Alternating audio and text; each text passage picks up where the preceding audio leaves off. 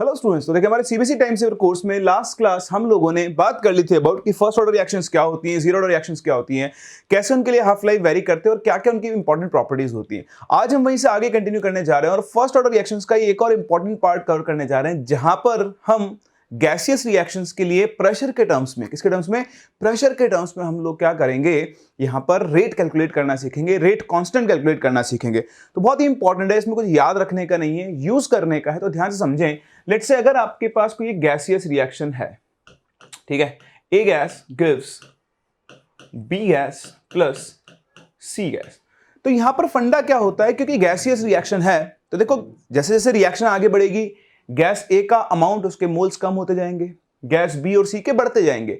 तो जैसे जैसे किसी गैस का मोल्स कम होंगे, अमाउंट कम होंगे, उसका प्रेशर भी क्या होता है, बिल्कुल डिक्रीज होता है ना। तो यहां पर भी क्या होगा, गैस ए का जो प्रेशर है वो डिक्रीज होता जाएगा और गैस बी और सी का प्रेशर क्या होगा, इंक्रीज होगा। तो टाइम के साथ साथ प्रेशर बदलेगा और उस प्रेशर को मेजर करके हम इस फर्स्ट ऑर्डर रिएक्शन का रेट कांस्टेंट के कैलकुलेट कर सकते हो। तो बहुत ध्यान से देखें, यहां पर हम अगर लिखें time T equal to zero और let's say time T equal to zero पर इसका जो प्रेशर है वो पी नॉट है, तो ये होगा जीरो, ये होगा जीरो। किसी भी टाइम टी पर मान लो इसका कुछ अमाउंट गया, एक्स मोल्स गए, तो क्योंकि प्रेशर प्रोपोर्शनल टू मोल्स होता है गैसेस के लिए, तो अगर एक्स मोल्स जाएंगे तो यहां से प्रेशर भी उसी अमाउंट से कम हो जाएगा। देखो 1 मोल से 1 मोल बन रहा है, एक्स से बनेगा एक्स, 1 मोल से 1 मोल बन रहा है, एक्स से बनेगा एक्स। और इस तरह से किसी भी टाइम टी पर जब आप ऑब्जर्व करोगे तो आपको टोटल प्रेशर कितना दिख रहा होगा, 10 प्लस 10 प्लस 10। तो अगर हम यहां पर लिखते हैं टोटल प्रेशर, क्या लिखते हैं, total pressure at time T, तो वैल्यू किसके होगी, 10 plus 10 plus 10, that will be equal to P naught plus X. और ये जो वैल्यू है इसको हम लोग बोला करेंगे PT. PT is total pressure at time T.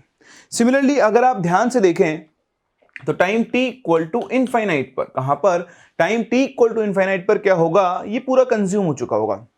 Infinite का मतलब है बहुत लंबा interval of time. First order reactions कभी भी कंप्लीट नहीं होती है, उनको कंप्लीट होने में इनफाइनाइट टाइम लगता है। तो उसी के हिसाब से बात करें, अब देखो यहां तक ये पूरा पी नॉट कंज्यूम हो चुका होगा, इसकी पी नॉट से बनेगा ये पी नॉट और उसकी पी नॉट से भी बनेगा पी नॉट। तो अगर हम यहां पर लिखें total pressure after long interval of time, जिसे आप लोग पी इनफाइनाइट बोल सकते हो, तो देखो उसकी जो वैल्यू होगी, उसकी वैल्यू किसके बराबर होगी, 2 पी नॉट के बराबर। अब इससे ज्यादा मैं आपको कुछ नहीं बताऊंगा, ठीक है। आपको सिंपल से एक चीज ध्यान रखनी है कि अगर ये एक फर्स्ट ऑर्डर रिएक्शन है और आप इसके लिए रेट कांस्टेंट के लिखोगे, तो जो आप के लिखोगे that will be equal to 1 upon T L N.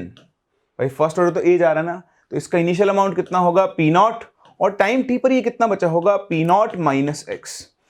ये आपको अप्लाई करना होता है। अब आपको क्वेश्चन के दिए गए डेटा से पी नॉट ढूंढना होगा, एक्स ढूंढना होगा और वहां से आप इसके लिए first order rate constant calculate कर सकते हो सकता है लोग आपको फॉर्मूले याद रखने को बोलते, जरूरत ही नहीं है। आप क्वेश्चन को पढ़ो, वहां से डेटा स्टडी करो। सबसे इंपॉर्टेंट चीज होती है डेटा को अच्छे से एनालाइज करना, वो आपको काम आता है तो दुनिया में बहुत सारे काम और भी कर सकते हो। तो फोकस करें डेटा को ठीक से एनालाइज करने के ऊपर। इसके अलावा आपको कुछ याद नहीं रखना है, हम इसी प्रोसेस को फॉलो करेंगे और आप देखना इसी के थ्रू हम इसके ऊपर बेस्ड सारे क्वेश्चंस को सॉल्व कर देंगे। तो ये स्टार्ट करते हैं क्वेश्चंस के साथ। देखिए पहला question, The following data was obtained during the first order decomposition of N2O5 at constant volume. 2N2O5 gas gives 2N2O4 gas plus O2 gas. Time दिया हुआ है 0, टोटल प्रेशर है 0.5, टाइम दिया हुआ है 100, टोटल प्रेशर है 0.5। ठीक है, कोई दिक्कत नहीं है। अब आप क्या करोगे, आप काम क्या करेंगे, हम लिखेंगे रिएक्शन। तो भाई मेरी रिएक्शन है 2N2O5 गैस और ये क्या बना रहा है, 2N2O4 gas plus O2 gas, ठीक है। टाइम टी इक्वल टू 0, तो भाई टाइम टी इक्वल टू 0 पर सिर्फ N2O5 प्रेजेंट होगी। तो मान लो इसका प्रेशर है पी नॉट, ये मानो मत, देखो दिया हुआ ये रहा 0.5। तो टाइम टी इक्वल टू 0 पर सिर्फ ये होगा, तो जितना भी प्रेशर है वो सिर्फ और सिर्फ N2O5 की वजह से होगा। बोले बात आपको समझ में आती है, ठीक है। अब आपसे वो कह रहा है कि टाइम कितना है, 100 सेकेंड्स। अच्छा, इसको लिखोगे कैसे, तो लिखोगे as given in the question. Given, अभी ये सब गिवन है अपने को, ठीक है। तो टाइम t इक्वल टू पर मान लो इसमें से कुछ x गया, 0.5 में से गया x गया। अब देखो 2 मोल से कितना बनता है, 2 मोल बनता है, 1 से बनेगा 1, तो x से कितना बनेगा x। इंपॉर्टेंट ध्यान दे, अगर ये 2 है ये 1 है तो ये बोला कि 2 मोल से 1 मोल बनता है। इसके 1 से कितना बनेगा, हाफ। बताओ इसके x मोल से कितना बनेगा, हाँ x/2 बनेगा। तो ये आपने दो सिचुएशंस को एनालाइज कर लिया कि भाई टाइम t इक्वल टू 0 पर कौन कौन कितना कितना प्रेजेंट होगा और किसी भी गिवन टाइम t पर कौन कौन और कितना कितना प्रेजेंट होगा। सही ना। अब आप देखो अगर आप इन तीनों को ऐड कर दो तो आपको मिल जाएगा टोटल प्रेशर। क्या मिलेगा, total pressure at time t is equals to 100 seconds, जिसे आप PT बोल सकते हो। कोई फॉर्मूला नहीं याद रखना। बताओ क्या होगा, this plus this plus this, ये बन जाएगा प्रेशर ऑफ N2O5, ऐसे लिखना, pressure of N2O4 plus pressure of O2। देखो इन सबको ऐड करो, ये हो गया 0.5 माइनस एक्स, ये हो गया प्लस एक्स और ये हो गया x/2। ओवरऑल देखोगे तो टोटल प्रेशर आ गया 0.5 प्लस x/2 है। या हमारे हिसाब से, क्वेश्चन के हिसाब से ये जो वैल्यू है ये 0.512 दी हुई है। तो देखो यहां से अगर आप सॉल्व करोगे तो मुझे साफ साफ दिख रहा है x के लिए आ जाएगी 0.024। क्या आ गई x की वैल्यू, x की वैल्यू आ गई 0.024। यही वैल्यू आपको कैलकुलेट करनी थी x की। देखो 0.5 उधर गया तो 0.012 बचेगा, x2 को उधर भेजोगे तो 0.024, ये आपको यहां से x की वैल्यू मिल गई। बस अब क्वेश्चन सॉल्व हो चुका है। अगर ये x की वैल्यू है और आपको रेट कांस्टेंट k निकालना है तो ध्यान से देखो, इस डेटा को ऑब्जर्व करो। First order rate constant k will be equal to क्या बनेगा, 1/t that is 100 into ln। ln क्या बनेगा बताओ, p0 ये रहा 0.5 अपॉन 0.5 माइनस x। ठीक है, तो यहां से आप देखो x की वैल्यू रखो, x की वैल्यू कितनी आ चुकी है 0.024, और अब इस वैल्यू को सॉल्व करके हम अपने क्वेश्चन का आंसर निकाल सकते हैं। थोड़ा सा कैलकुलेटिव है, ठीक है, कोई दिक्कत नहीं, वो हो जाएगी कैलकुलेशन, बट अभी आप फोकस करें इस क्वेश्चन को सॉल्व कैसे कर रहे हैं, वो ज्यादा इंपॉर्टेंट पार्ट है ना। तो मैंने कुछ नहीं किया, मैंने कुछ याद नहीं रखा। मुझे एक चीज समझ में आती है कि इनिशियल प्रेशर ये है और टाइम t पर ये बचेगा। फर्स्ट ऑर्डर रेट कांस्टेंट लगाऊं तो 1/t ln p0 upon p0 minus x की वैल्यू दिए गए डेटा से ढूंढी और मेरा क्वेश्चन अपने आप सॉल्व होकर गया। चलो और क्वेश्चन करते हैं, और क्वेश्चन करते हैं, आपको और क्लैरिटी आएगी। देखो अगला क्वेश्चन ये कह रहा है, the decomposition of Cl2O7 at 400 kelvin in gaseous phase, ठीक है, to Cl2 and O2 is of first order reaction. ठीक है, तो ये कह रहा है अगर आप Cl2O7 का डीकंपोजिशन करवाते हो तो Cl2O7 गैसियस फेज में है, ये किस किस में कन्वर्ट हो रहा है, Cl2 gas plus O2 gas. अब देखो आपको ऑक्सीजन को बैलेंस करना पड़ेगा 7/2 से। क्वेश्चन थोड़ा सा डिफिकल्ट है बट चिंता ना करें, आपको सिर्फ कैलकुलेशन करनी और कुछ नहीं करना है। तो ध्यान से देखें, after 55 second at 400 kelvin the pressure of reaction mixture increases from 0.62 to 1.04। तो इसका मतलब कह रहा है कि जब शुरुआत रही होगी टाइम t इक्वल टू 0 तब प्रेशर था 0.62 atm। तो भाई शुरुआत में तो सिर्फ Cl2O7 रहा होगा और कोई होगा ही नहीं। फिर कह रहा है 55 सेकेंड्स के बाद, सो आफ्टर 55 सेकेंड्स, तो बताओ क्या होगा, लेट्स से 0.62 में से गया होगा x, है ना। बताओ ये कितना बनेगा, हाँ ये बनेगा x और ये बनेगा 7/2x, है ना। देखो 1 से बन रहा है 7/2, तो x से कितना बन जाएगा 7/2x, है ना। ये तो बैलेंस किया हमने, कर आता आपको, इधर 7 ऑक्सीजन है इधर 2 थे तो 7 करने के लिए 7/2 करना होगा, हो गया ना। अब अपना क्वेश्चन सॉल्व हो चुका है, बस कुछ नहीं करना। अब देखो अगर आप लिखो टोटल प्रेशर आफ्टर 55 सेकेंड्स, तो टोटल प्रेशर आफ्टर 55 सेकेंड्स अगर आप देखोगे तो वो आपको कितना दिया हुआ है क्वेश्चन में, 0.62 से पहुंच गया 1.04। तो P टोटल इज 1.04 और हमारे हिसाब से वैल्यू आनी चाहिए this plus this plus this, so 0.62 minus x plus x plus 7/2। अच्छा, सेफ साइड रहने के लिए आप पहले ऐसे लिख देना, P total will be equal to pressure of, ताकि मार्क्स कटने के चांसेस बिल्कुल जीरो हो जाए, Cl2 plus pressure of O2, और लिख सकते हो।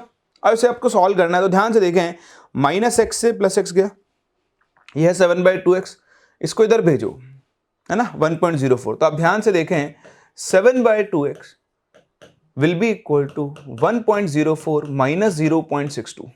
तो ये जो आपकी वैल्यू है ये आ जाएगी 0.42 आई थिंक। तो देखो 7/2x है, ये अच्छे से जानते हो। 7 6 42, तो गया 0.06x, x की वैल्यू आ गई 0.12।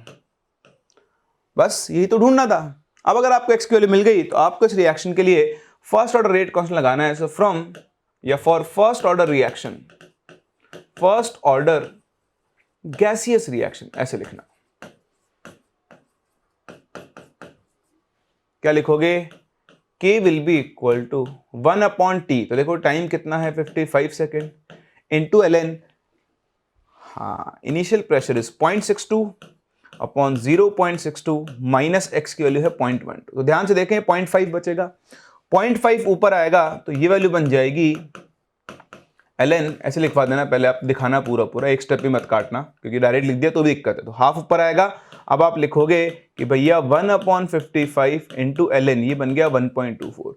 1.24 के लिए आपको दी हुई है 0.215 अपॉन 55। यूनिट लिखना मत भूलना, मैंने आपको हमेशा बोला आप सब कुछ करके आओगे, आपने लास्ट में यूनिट नहीं लिखी तो आपके मार्क्स गए, बिल्कुल गए, है ना। और कुछ लोग जल्दबाजी में घसड़ बसड़ समझते हो, घसड़ बसड़ चीटियां चलाना, कुछ भी लिख देना, समझ में नहीं आ रहा। तो आपको राइटिंग सुंदर नहीं लिखनी है, लेकिन ऐसी मेरे जैसे तो लिखनी है एटलीस्ट ना। मेरी राइटिंग सुंदर नहीं, मेरी बर्बाद है बिल्कुल। तो आपको इतनी जरूर लिखनी है कि सामने वाले को समझ में आ जाए, ठीक है। तो इस चीज का आप जरूर ध्यान दें। अब देखें पुराने क्वेश्चन, CBSE 2016 का क्वेश्चन है 3 मार्क्स का। देखो सेम क्वेश्चन है, थोड़ी देर पहले किया था हमने। टाइम t इक्वल टू 0 पर 0.3 है, 300 पर 0.5 है, रेट कांस्टेंट निकालना है। दिख रहा है आपको? अब तो आप वर्बली कर सकते हो, इतने तैयार हो चुके होंगे आप। देखो फिर भी करके देखते हैं एक और बार। Practice makes a student perfect, makes a man also, but अभी तो हम स्टूडेंट्स की बात कर रहे हैं ना, तो स्टूडेंट्स की बात कर रहे हैं तो स्टूडेंट्स के हिसाब से ही चलते हैं। हाँ भैया सॉरी, Cl2 गैस मैंने गलत लिख दिया, यहाँ HCl गैस है। कौन सी गैस है? HCl गैस है। बस हो गया क्वेश्चन सॉल्व, करें शुरू। टाइम t इक्वल टू 0 पर लिख देना गिवन। क्या गिवन है? टाइम t इक्वल टू 0 पर टोटल प्रेशर 0.3 है। तो जब तक स्पेसिफाइड नहीं है मैं तो इन दोनों को 0 मान के चलूंगा। शुरुआत में मेरे पास सिर्फ और सिर्फ कौन रहा होगा? C2H5Cl रहा होगा। और अगर आप किसी भी टाइम t पर बात करो, कितनी देर के बाद बात कर रहा है? 300 सेकंड्स के बाद। टाइम के ऊपर जरूर ध्यान दें। तो 0.3 में से गया होगा x, ये बनेगा x, ये बनेगा x। अब अगर आप 300 सेकंड के बाद टोटल प्रेशर देखोगे, लैंग्वेज लिखनी पड़ेगी आपको। Total pressure after 300 seconds that will be equal to P(C2H5Cl), जैसे मैंने पिछले क्वेश्चंस में लिखा। then this will be equal to 0.3 minus x plus x plus x, x cancel. P total आपको दिया गया है 0.5। वाह, तो देखिए x की वैल्यू आ चुकी है 0.2 आगे ना।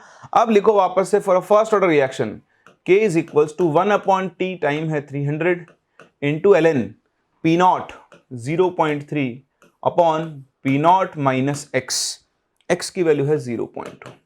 ln 3 दिया, log 3 दिया, तो ध्यान से देखना 1/300, ln को बदलो log में तो इंटू 2.303 log 3। ये log 3 की वैल्यू आपको 0.4771 दी हुई है। ध्यान रखना लॉग वैल्यूज आपको दी जाएंगी तो आपको रटने की जरूरत नहीं है। कहीं कहीं यहां पर मिसप्रिंट हो जाए तो बात अलग है, पेपर में आपको दी जाएगी, आपके सामने लिखा हुआ है। देखो 3 मार्क्स आपने ऑब्टेन कर लिए बड़ी आसानी से, हंसते खेलते। इस पर कुछ याद बताओ, मैंने आपको कुछ फॉर्मूला याद रखने होगा? नहीं ना। क्यों याद रखो? मुझे समझ में नहीं आता। बोर्ड वाले स्टूडेंट्स को भी लोग बोलते हैं ये याद कर लो, ये याद कर। भाई क्यों याद कर लो? लॉजिक लगाओ, कुछ याद नहीं करना होता, मस्त आराम से सारे क्वेश्चंस आप करके आ सकते हो, आपको कुछ भी याद रखने की जरूरत नहीं है, ठीक है। चलिए ये देखें अगला क्वेश्चन, सेम क्वेश्चन रिपीट हुआ। देखो 2014 में भी आया था, 2016 में, थोड़ा सा डेटा बदल दिया और रिएक्शन की शक्ल बदल दी। आप देखो ना बेसिक रिएक्शन सेम है। बेसिक रिएक्शन क्या है? A gas gives B gas plus C gas. अब देखो क्या बदला, 300 को 100 कर दिया, 0.3 को 0.4, 0.5 को 0.7, बस यार यही चलता रहे। कर लोगे ना? कर लोगे? चलिए बहुत ही बढ़िया। अब चलते हैं अपने अगले पार्ट के ऊपर, that is temperature dependence of rate constant. जैसे मैंने आपको बताया था शुरुआत में भी, जब आप रेट लॉ लिखते हो कि किसी भी रिएक्शन का रेट कांस्टेंट सिर्फ और सिर्फ और सिर्फ और सिर्फ और सिर्फ टेम्परेचर पर ही डिपेंड करता है। किस पर डिपेंड करता है? टेम्परेचर पर। प्रेशर, वॉल्यूम, मोल्स कुछ भी बदल दो, अगर रिएक्शन सेम है तो उसका रेट कांस्टेंट टेम्परेचर पर ही डिपेंड करेगा। और वो टेम्परेचर पर कैसे डिपेंड करता है इस चीज को एक्सप्लेन किया था आर्हेनियस ने। किसने एक्सप्लेन किया था? आर्हेनियस ने। तो मैं आपको बताता हूं कि आर्हेनियस इक्वेशन क्या है और कैसे आप उसके साथ डील करने वाले हैं। तो देखें, ये जो आपका एक सुंदर सा इक्वेशन है इसे हम लोग बोलते हैं आर्हेनियस इक्वेशन। लिख के दिखा रहा हूं आपको क्या है Arrhenius equation.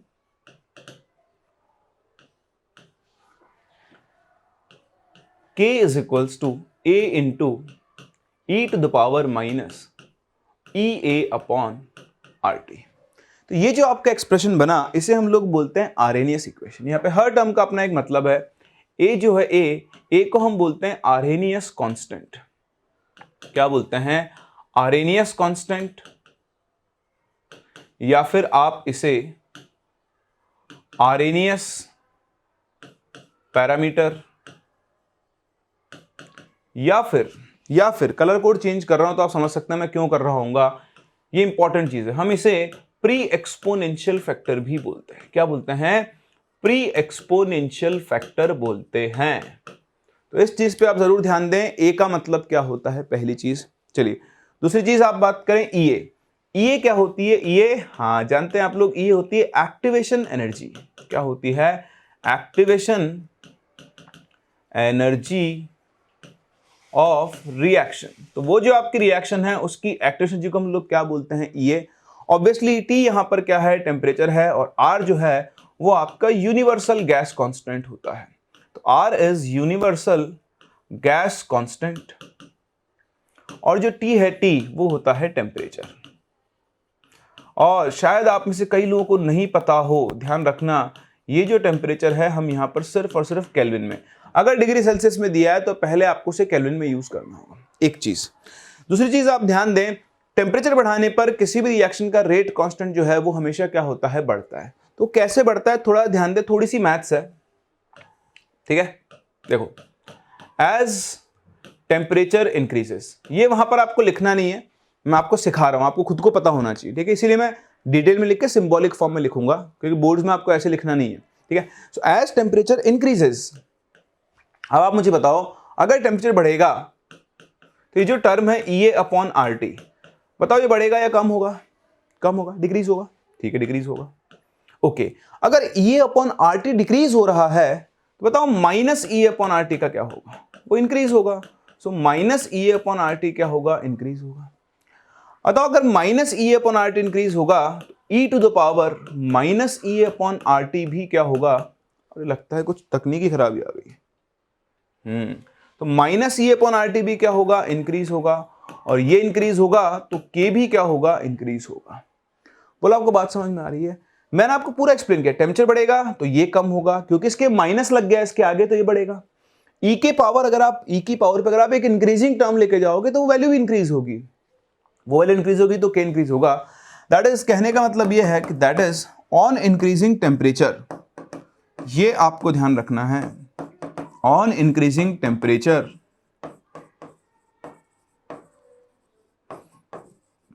rate constant of a reaction always increases। तो टेम्परेचर बढ़ाने पर एक रिएक्शन का जो रेट कांस्टेंट है वो हमेशा हमेशा हमेशा क्या होता है? इंक्रीज होता है। तो सबसे पहली चीज जो आपको समझनी है वो समझनी है यहां से ये कि टेम्परेचर बढ़ाने पर रिएक्शन का रेट कांस्टेंट क्या होगा? बढ़ेगा। अब हो सकता है आप में से कई लोगों को एक्टिवेशन एनर्जी का मतलब समझ में नहीं आता हो, तो मैं आपको एक्सप्लेन करता हूं कि एक्टिवेशन एनर्जी क्या होती है, बट एक बार आप पहले इसे कॉपी कर लें। चलिए तो देखें एक्टिवेशन एनर्जी क्या है, इसको समझने के लिए आप एक सिंपल सा एनर्जी डायग्राम देख सकते हैं, ठीक है। तो आई होप आप लोगों को एनर्जी डायग्राम बहुत अच्छे से पढ़ना आता होगा, और नहीं आता है तो ध्यान दें, इधर हम लोग लेकर चलते हैं एनर्जी, ठीक है। ये बेसिकली सिस्टम की पोटेंशियल एनर्जी होती है, ठीक है। और इस तरफ आप लेकर चलते हो इस रिएक्शन का प्रोग्रेस। तो यहां पर क्या होगा? आपका रिएक्शन प्रोग्रेस होता है, ठीक है। तो हम स्टार्ट करते हैं रिएक्टेंट के साथ और प्रोडक्ट पे खत्म करते हैं। ऑब्वियसली किसी भी रिएक्शन में आप रिएक्टेंट से शुरू करोगे, प्रोडक्ट पे खत्म करोगे। तो आप सिर्फ ग्राफ देखकर डिसाइड कर सकते हो कि रिएक्शन जो है वो आपकी एक्सोथर्मिक होगी या फिर एंडोथर्मिक होगी। तो मान लो यहां कहीं से आप स्टार्ट कर रहे हो, ये आपके रिएक्टेंट से, जिन्हें मैं R से डिनोट कर रहा हूं। तो अगर ये रिएक्टेंट है तो ये जो पॉइंट है ये आपको एनर्जी ऑफ रिएक्टेंट दे रहा होगा, ठीक है। अब अगर प्रोडक्ट्स की एनर्जी रिएक्टेंट से ज्यादा है तो रिएक्शन को हम बोलते हैं एंडोथर्मिक, और अगर प्रोडक्ट्स की एनर्जी रिएक्टेंट से कम है तो उस रिएक्शन को हम बोलते हैं एक्सोथर्मिक। उसको हम डेल्टा एच से डिनोट करते हैं। डेल्टा एच एक्चुअली हम ईपी माइनस ई आर लिख सकते हैं, ठीक है। तो अगर रिएक्शन आपकी एंडोथर्मिक है, ठीक है, कौन सी रिएक्शन है, एंडोथर्मिक है, तो डेल्टा एच की वैल्यू पॉजिटिव होगी और उस केस में एनर्जी ऑफ प्रोडक्ट जो है वो एनर्जी ऑफ रिएक्टेंट से क्या होगी, ज्यादा। सिमिलरली अगर रिएक्शन आपकी एक्सोथर्मिक है, कौन सी है, एक्सोथर्मिक रिएक्शन है, तो एक्सोथर्मिक रिएक्शन के लिए डेल्टा एच क्या होगा, नेगेटिव होगा, और उनके लिए ईपी जो है वो ईआर से कम होगा, ठीक है। तो इसी बेसिस पर हम आइडेंटिफाई करते हैं कि आप देख पा रहे हैं यहां पर अगर आप देखोगे तो एनर्जी ऑफ प्रोडक्ट जो है वो एनर्जी ऑफ रिएक्टेंट से ज्यादा है, इसलिए ये जो आपकी रिएक्शन है ये कैसी है, एंडोथर्मिक रिएक्शन है, ठीक है। अब मैं ग्राफ को कंप्लीट करने जा रहा हूं, ध्यान से देखना आप लोग। तो यहां पर क्या होता है, कुछ इस तरह का ग्राफ बनता है लाइक दिस, इसे हम बोलते हैं एनर्जी प्रोफाइल या फिर एनर्जी डायग्राम। इसमें आप देखें ये जो हाईएस्ट पीक है, इस हाईएस्ट पीक को हम बोलते हैं कि यहां पर एक एक्टिवेटेड कॉम्प्लेक्स बनता है। क्या बनता है, एक्टिवेटेड कॉम्प्लेक्स। अगर आपको कभी भी रिएक्टेंट्स को प्रोडक्ट्स में कन्वर्ट करना है तो आपको सिर्फ रिएक्टेंट्स को एनी हाउ एक्टिवेटेड कॉम्प्लेक्स तक पहुंचाना है। एनर्जी सप्लाई करके आपको रिएक्टेंट्स को सिर्फ एक्टिवेटेड कॉम्प्लेक्स तक पहुंचाना है। एक बार एक्टिवेटेड कॉम्प्लेक्स बन गया तो रिएक्टेंट अपने आप किस में कन्वर्ट हो जाएंगे, प्रोडक्ट्स में। ये बिल्कुल रोलर कोस्टर की तरह है कि रोलर कोस्टर के पीक पॉइंट पर जाने के लिए आपको एनर्जी देनी पड़ती है। जैसे आप पीक पॉइंट पर पहुंचते हो उसके बाद अपने आप रोलर कोस्टर क्या करता है, मूव करता है। तो आप समझो एक चीज को कि इन रिएक्टेंट्स के पास इतनी एनर्जी तो है, ठीक है, इतनी एनर्जी है, और एडिशनल आपको कितनी एनर्जी सप्लाई करनी है, इतनी एनर्जी और सप्लाई करनी है। तो अगर आप ये एक्स्ट्रा एनर्जी सप्लाई कर दो किसको, रिएक्टेंट्स को, तो आपके पास क्या बन जाएगा, एक्टिवेटेड कॉम्प्लेक्स फॉर्म हो जाएगा और रिएक्शन क्या हो जाएगी, कंप्लीट हो जाएगी। रिएक्टेंट्स आपके किस में कन्वर्ट हो जाएंगे, प्रोडक्ट्स में। तो ये जो आपको एडिशनल एनर्जी चाहिए इसे हम लोग क्या बोलते हैं, एक्टिवेशन एनर्जी। क्या बोलते हैं, एक्टिवेशन एनर्जी। तो एक्टिवेशन एनर्जी को कैसे डिफाइन करते हैं, it is defined as the additional energy. क्या बोलते हैं, the additional energy required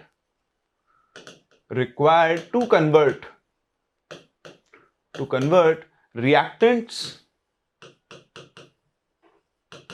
into products।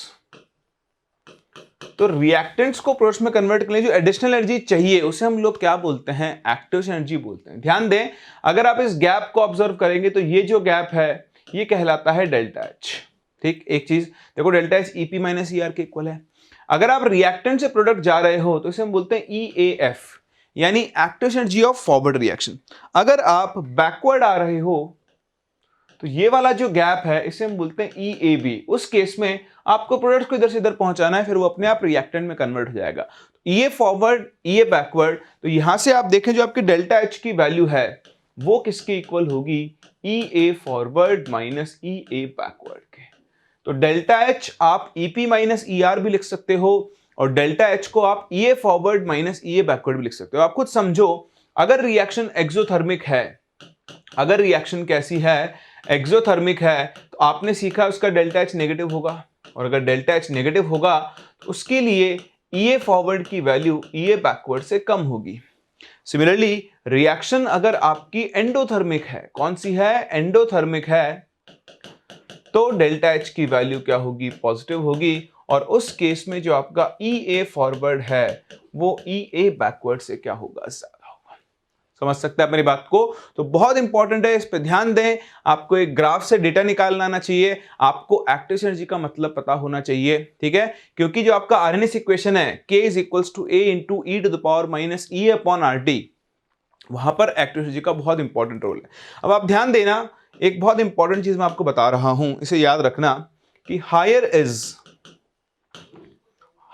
Is the activation energy, higher is the activation energy of a reaction at a given temperature, at a given temperature slower will be the reaction. जी हां, बहुत important है। जिस reaction की activation energy ज्यादा होगी, रटने की जरूरत नहीं है, बहुत आसान है। आपको एक ग्राफ समझ में आ गया ना? आप खुद समझो, एक्टिवेशन एनर्जी जितनी ज्यादा होगी, आपको उतने ज्यादा एनर्जी देनी है उस रिएक्शन को स्टार्ट करने के लिए। तो ऑब्वियसली अगर आपको ज्यादा एनर्जी देनी पड़ रही है तो वो रिएक्शन उस गिवन टेम्परेचर पर क्या होगी? स्लो होगी। अगर किसी रिएक्शन की एक्टिवेशन एनर्जी कम है तो ऑब्वियसली उसकी रेट क्या होगी? फास्ट होगी। तो एक्टिवेशन एनर्जी से आप डायरेक्टली क्या कर सकते हो? रिएक्शन की रेट को रिलेट कर सकते हो। एक चीज समझ में आती है? चलिए बहुत ही बढ़िया। अब चलते हैं आगे और हम अपने आरएनएस इक्वेशन का थोड़ा सा ऑपरेशन करते हैं।